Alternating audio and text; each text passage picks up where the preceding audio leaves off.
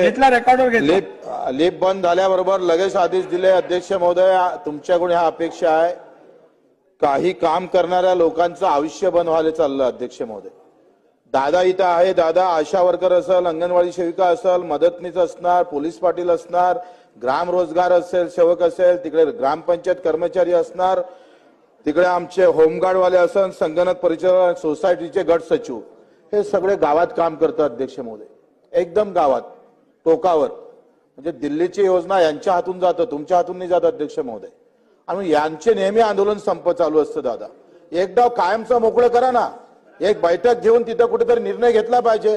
होमगार्डची तर अशी अवस्था आहे अध्यक्ष महोदय, हा होमगार्ड फक्त 3 वर्षातून 3 डाव त्याला ऑर्डर येतं, ना तो शेती करू शकत, ना उद्योग करू शकत। किमान 7 महिने तर काम दिले पाहिजे, तेवढं तर केलं पाहिजे। अध्यक्ष महोदय, हे अशा पद्धतीनं लवकर निर्णय घ्यायचे, तसे तुम्ही निर्देश द्या।